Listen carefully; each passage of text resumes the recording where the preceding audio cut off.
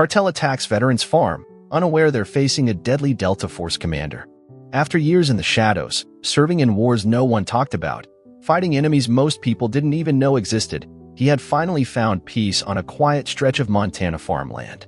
50 acres, a loyal dog, and a life where the only battles he fought were against broken fences and stubborn livestock.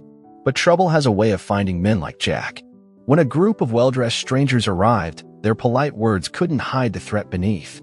They wanted his land, and they wouldn't take no for an answer. What they didn't know, what they couldn't have known, was that Jack Sullivan wasn't just a farmer. He was a former Delta Force commander, and he had spent a lifetime turning men like them into ghosts. Now, as the sun sets over the Montana hills, the cartel is coming. They think they're walking into an easy fight.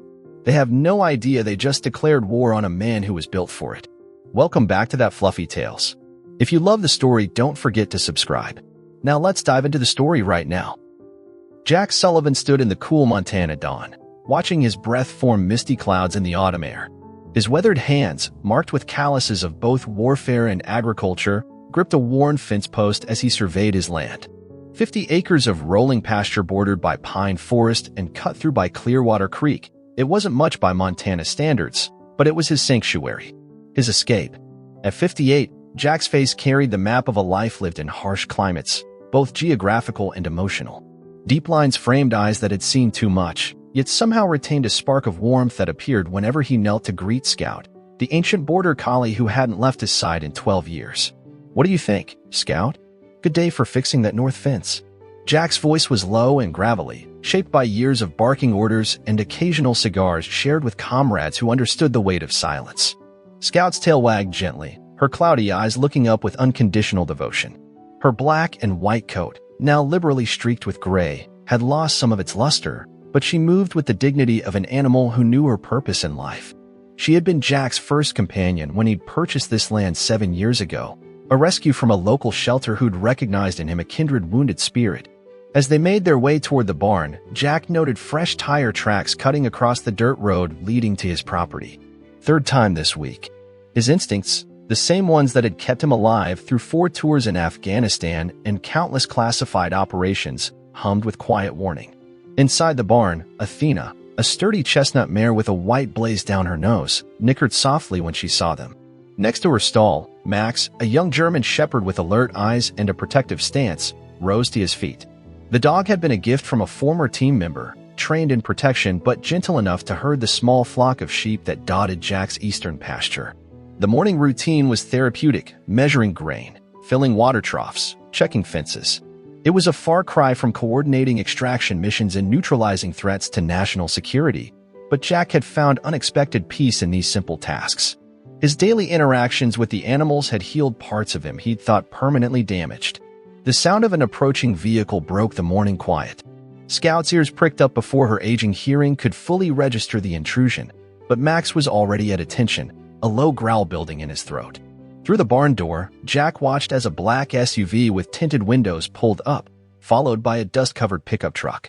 For men emerged expensive boots, designer sunglasses despite the overcast day, and the unmistakable bulge of concealed weapons beneath tailored jackets. Jack recognized the type immediately. He gave Max the hand signal to stay and stepped out into the yard, Scout limping faithfully behind him. "Can I help you, gentlemen?" Jack's tone was neutral, but his stance communicated clear boundaries. A man in his 40s, with salt and pepper hair and a smile that never reached his eyes, stepped forward. "Mr. Sullivan? I'm Richard Mercer with Western Heritage Development. We're interested in discussing an opportunity regarding your property." Jack noticed the other men spreading out slightly, a tactical formation that wasn't lost on him. "Not interested in selling." Mercer's smile tightened. "You haven't heard our offer. The agricultural potential of this valley is substantial, and we're prepared to pay well above market value." As I said, not interested. Jack shifted his weight almost imperceptibly, positioning himself to maintain sightlines of all 4 men. Scout, sensing the tension, pressed herself against Jack's leg. One of the men glanced at the old dog with obvious disdain. "That's a shame," Mercer continued, his tone hardening. "Several of your neighbors have already signed agreements. It would be a pity for you to find yourself isolated." The threat hung in the air, thinly veiled but unmistakable. Jack met Mercer's gaze steadily. "I've been isolated before. Doesn't bother me much." He gestured toward their vehicles. Now, if you don't mind, I've got work to do." For a moment, it seemed Mercer might push further, but something in Jack's demeanor, the absolute stillness, the unwavering eyes, gave him pause. With a tight nod, he handed Jack a business card. "Think it over, Mr. Sullivan. Our offer won't stay open indefinitely." As they drove away, Jack felt Scout trembling slightly against him. He knelt down, running his hand gently along her side. "It's all right, old girl. They're gone now." But he knew better. They weren't gone. This was only the beginning. That evening, Jack sat at his kitchen table, studying topographical maps and property records on his laptop. 8 neighboring farms and ranches had been sold in the past 3 months, all to shell companies that traced back to the same parent corporation, Meridian Holdings Group. What interested Jack more were the criminal investigation reports he'd accessed through channels established during his former life. Meridian CEO, Eduardo Vega, had been investigated multiple times for money laundering and connections to Mexican cartels. The pattern was familiar: legitimate business fronts acquiring land along smuggling corridors. A call from Miguel Martinez, the county sheriff and one of the few people Jack considered a friend, confirmed his suspicions. "They've been making the rounds," Miguel said. "Buying up land, talking about agricultural development. Something feels off about the whole operation." "Cartel's moving north," Jack stated rather than asked. "Maybe. Can't prove anything yet." Miguel sighed. "Just watch yourself, Jack. These aren't local troublemakers we're dealing with." After hanging up, Jack stepped onto his porch, scanning the darkening landscape. Scout hobbled out to join him, her arthritic joints stiff in the evening cool. He placed a gentle hand on her head. "Getting too old for this, aren't you, girl?" Scout looked up at him, her eyes saying what Jack already knew: she'd stand with him no matter what was coming. It was that unwavering loyalty that had saved him when he'd returned from his last deployment, hollowed out and haunted. When the nightmares came, it was Scout who would press her warm body against him, anchoring him to the present with her steady heartbeat. In the pasture, Jack could make out the silhouettes of his small flock of sheep. Beyond them was the old groundskeeper's cabin where his ranch hand, Tom Bailey, stayed. Tom was in his 70s, a Vietnam veteran who'd worked the land his entire life until his own small ranch had been lost to medical debts 3 years ago. Jack whistled, and within moments, Max appeared at his side. "Go to Tom," he commanded, and the German shepherd took off toward the cabin at a steady lope. It was a precaution Jack had started recently, ensuring Tom had Max's protection through the night. The old man had initially protested, claiming he didn't need babysitting, but Jack had framed it as training for the young dog. As darkness settled fully over the land, Jack made one final round of the property, checking security systems that would seem excessive to most farmers but were second nature to a man who had spent his life anticipating threats. Motion sensors, hidden cameras, reinforced doors, his home was a fortress disguised as a rustic farmhouse. In the barn, he found Athena standing alert in her stall, ears forward as though listening to something beyond human hearing. Jack approached her slowly, running a hand down her muscular neck. "What is it, girl? What do you hear?" he murmured. The mare snorted softly, pawing at the ground. Jack had learned to trust the instincts of his animals. They perceived dangers that sometimes eluded even his trained senses. The attack came 3 days later, just after midnight. Jack woke instantly to Max's warning bark, transmitted through the speaker system he'd installed between the cabin and main house. Scout struggled to her feet, her aged body unable to match her willing spirit. "Stay," he commanded Scout, who whined but obeyed, watching anxiously as he disappeared into the darkness. Outside, Jack moved silently along the tree line, using the darkness as cover as he approached Tom's cabin. Through his earpiece, he could hear barking mixed with shouting and the sound of breaking glass. When he was 50 yards out, Jack caught sight of 3 figures attempting to force entry into the cabin. Max had positioned himself at the only door, his aggressive stance preventing the intruders from getting inside where Tom was presumably sheltering.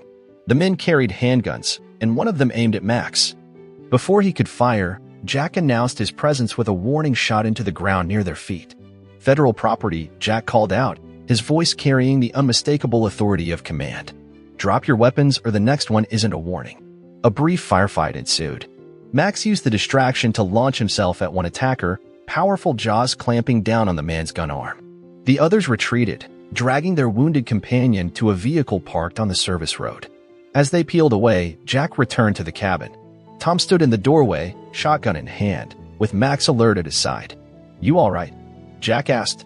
Tom nodded, his weathered face grim. "Bastards tried to burn me out. Started with the barn. Jack's head snapped toward the small structure behind the cabin where Tom kept tools and a tractor. Orange flames were already licking at the wooden walls. Inside the burning barn, the smoke was thickening rapidly. Jack moved quickly to the back stall where Tom kept 2 goats, Mabel and Daisy. The animals were panicking, bleeding frantically.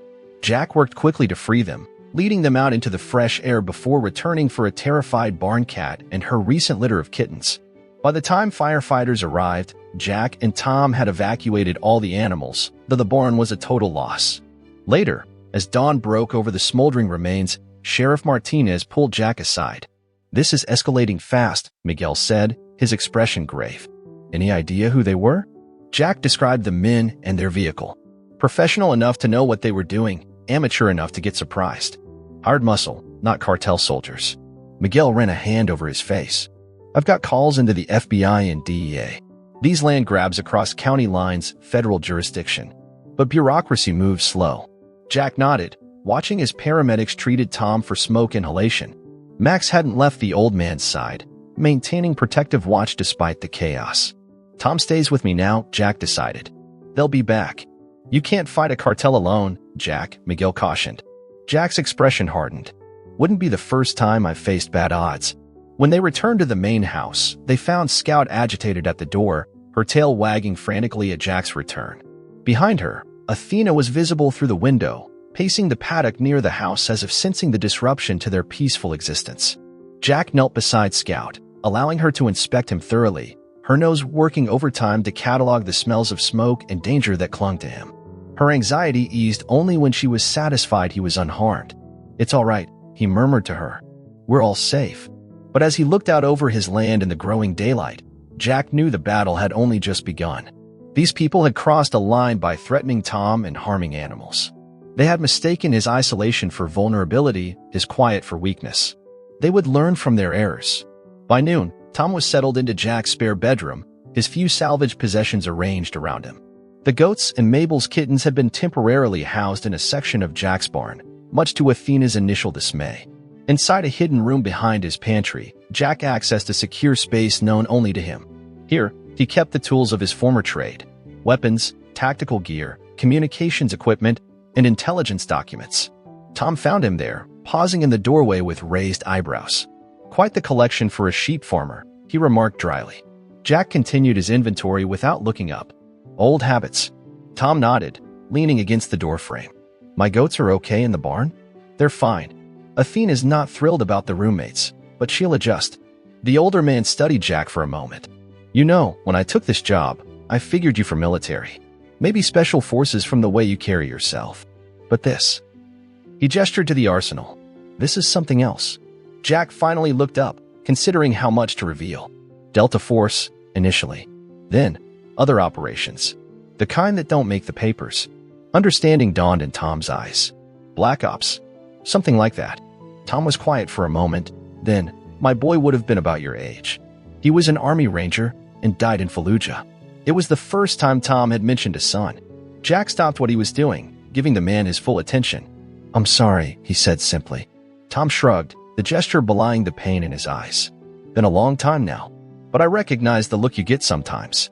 Same one he had when he'd come home on leave. Like you're seeing things the rest of us can't." Jack didn't deny it. "Some things stay with you." That night, Jack made the painful decision to evacuate his animals to safety. Miguel's brother-in-law, Daniel, had a sister who ran an animal sanctuary 40 miles away, far enough from the danger zone to be secure. The following morning brought overcast skies and a chill that penetrated bone deep. Jack stood in the yard watching as Daniel backed a modified livestock trailer up to the barn. Scout sat at Jack's feet, her tail sweeping anxious patterns in the dirt as she sensed the unusual activity. Inside the barn, Athena paced her stall, nostrils flaring at the unfamiliar sense of tension and preparation. Jack had spent hours with her the previous night, grooming her methodically while explaining in low, steady tones what was happening. Whether she understood his words didn't matter, she understood his touch, the familiar cadence of his voice a reassurance amid uncertainty. Tom emerged from the barn leading Mabel and Daisy, the goats bleating in protest. Behind them trailed the mother cat, somehow sensing the evacuation plans and choosing to follow rather than be left behind. Her kittens had been carefully placed in a carrier that Daniel now took from Tom with gentle hands. "Animals know," Tom said, joining Jack as Daniel began loading the smaller livestock. They sensed trouble coming before we do. When the time came to load Athena, Jack led her himself. The mare followed without resistance, trusting him completely even as her eyes showed uncertainty at the strange conveyance. Jack's hands lingered on her neck, a silent promise that this wasn't goodbye. The most difficult moment came last. Scout watched the proceedings with growing anxiety, pressing herself against Jack's leg as if to prevent any separation. When Jack knelt beside her, lifting her aged body carefully to carry her to the trailer, she whined, a soft, heartbreaking sound that seemed to ask why he was sending her away. "It's all right, old girl," he murmured against her fur, holding her close for a moment longer than necessary. Just for a little while. In the shadowed interior of the trailer, Jack placed Scout gently on a bed of straw next to Athena's partition. The border collie struggled to her feet immediately, trying to follow Jack back out. The betrayal in her cloudy eyes was almost unbearable. Jack knelt again, cradling Scout's face between his weathered hands. "I need you to watch over them," he told her, his voice thick with emotion. "Like you've always watched over me." Scout stilled, searching his face with the wisdom of a creature who had spent a lifetime learning to read this one human. Slowly, her tail gave a single wag of understanding. She licked his hand once, then turned painfully to settle beside Athena's stall, assuming the guardian position that had defined her existence. As the trailer pulled away, Jack stood motionless in the yard, Max a solid presence at his side. Tom placed a hand briefly on his shoulder, a gesture of solidarity from a man who understood the depth of these bonds, before retreating to give Jack a moment alone with his thoughts. The property felt immediately emptier, as though the soul of the place had departed with those animals.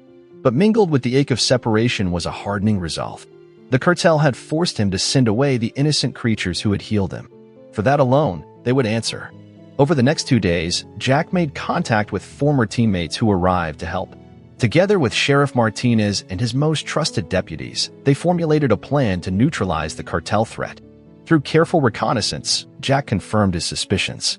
The cartel was establishing a drug corridor, with processing facilities disguised as agricultural operations. Their plan included using Jack's property as a key distribution point due to its strategic location. Jack's team implemented a carefully orchestrated series of disruptions, disabling construction equipment at the processing facility site, intercepting supply convoys, and creating the impression of a substantial opposing force through tactical deception. By the end of the second day, the cartel's response had become increasingly erratic. Eduardo Vega, the cartel leader behind the operation, had arrived personally to salvage the situation. Intercepted communications revealed growing frustration and division among the cartel leadership. The final confrontation came when Jack and his team tracked Vega and Mercer attempting to escape through a remote forest trail. With precision coordination, they captured both men along with their security detail, providing local and federal authorities with the leadership elements needed to dismantle the entire operation. 3 days later, with the immediate threat neutralized and federal agents taking control of the investigation, Jack stood in his yard watching dust rise from the approach road. Max sat at attention beside him, ears forward and body tense with expectation. Tom stood nearby, a slight smile on his weathered face. "Never thought I'd see the day when I was more excited about animals coming home than people leaving." Jack nodded, understanding exactly what the older man meant. The past days of debriefings and coordination with authorities had been necessary but exhausting. This moment, the return of their animals, was what truly marked the end of the ordeal. Daniel's truck and trailer appeared around the final bend, moving slowly to minimize jostling for its precious cargo. Jack felt an unfamiliar tightness in his throat as the vehicle pulled into the yard and came to a stop. Miguel emerged from the passenger's side, grinning broadly. "Special delivery," he called. "Some very impatient passengers in here." The process of unloading began with the sheep, each animal seeming to exhale with relief as their hooves touched familiar ground. The goats followed, Mabel and Daisy bleating indignantly at having been removed from their comfortable accommodations at the sanctuary. When it came time to unload Athena, Jack approached the trailer himself. The chestnut mare nickered softly when she saw him, her head extending over the partition in greeting. Jack stroked her nose, murmuring quiet reassurances as Daniel lowered the ramp. Athena stepped gracefully from the trailer, pausing to press her head against Jack's chest in a moment of connection before moving with dignity toward her stall, as though nothing unusual had happened at all. And then there was only one passenger left. Jack moved to the rear of the trailer, his heart pounding. For a moment, there was no movement inside, and a flicker of worry crossed his mind. Then, slowly, Scout appeared at the edge of the ramp. The border collie's cloudy eyes searched until they found Jack, and her tail began a tentative wag. Jack knelt at the bottom of the ramp. "Come on, old girl," he said softly. "You're home." Scout made her way down carefully, her arthritic hips making each step deliberate. Jack didn't rush her, allowing her the dignity of navigating on her own terms. When she reached him, Scout didn't immediately rush into greeting as she might have in younger years. Instead, she studied Jack's face with the depth of understanding that comes from years of partnership, as if verifying for herself that all was truly well. Then, apparently satisfied with what she saw, she pressed her graying muzzle into his hand, the gesture conveying everything words could not. Max approached cautiously, maintaining a respectful distance until Scout acknowledged him with a gentle nose touch, the older dog welcoming the younger back into their shared territory. "Everything back in order?" Miguel asked, watching the reunion with understanding in his eyes. Jack straightened, one hand remaining on Scout's head. "Getting there." Later that evening, as twilight painted the Montana sky in shades of purple and gold, Jack sat on his porch with Scout beside him. Tom occupied the second chair, contentedly whittling a piece of pine. Max lay at the top of the steps, his watchful gaze occasionally sweeping the property before returning to rest. In the paddock, Athena grazed peacefully. The sheep clustered in familiar patterns in their pasture. From the barn came the occasional bleat of the goats settling in for the night. "You know," Tom said, breaking the comfortable silence, "my boy, my son, he used to write about the stray dog his unit adopted in Iraq. Said that Mutt did more for morale than any officer's speech." He continued his carving, eyes on his work. Said it reminded them all what they were fighting for, not just abstract notions of freedom or country, but the simple goodness of caring for something that needs you. Jack let his hand rest on Scout's head, feeling the slow, steady rhythm of her breathing. "Your son sounds like a wise man." "He was," Tom agreed quietly. "Think he would have understood what you've built here." Scout shifted slightly, resting her chin on Jack's knee with a contented sigh. Jack realized something profound. Throughout his military career, he had been defined by his capacity to confront danger, to protect through force when necessary. But here, on this land, with these animals, he had discovered a different kind of strength, the courage to heal, to nurture, to build rather than destroy. Scout had been his first teacher in this new way of being, her unwavering loyalty showing him that protection could come through gentle presence as much as tactical skill. Jack knew, with the bittersweet clarity that comes from loving something mortal, that his time with Scout was limited. Age would eventually claim the faithful companion who had guided him through his darkest hours. But in this moment, with the crisis behind them and peace restored to their small corner of Montana, Jack allowed himself to simply be present in the perfection of now Scout's warmth against his leg, the rhythm of Max's vigilant patrol, Athena's occasional soft nickering from the paddock, and Tom's steady presence nearby. The cartel had made a fatal miscalculation when they targeted his land. They had seen an isolated property, a solitary man, and assumed vulnerability.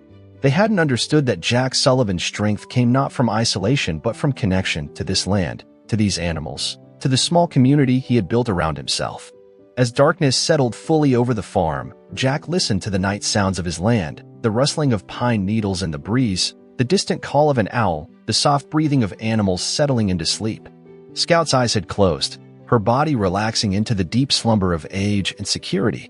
"Welcome home, old girl," Jack whispered, his hand gentle on her graying head. "Welcome home."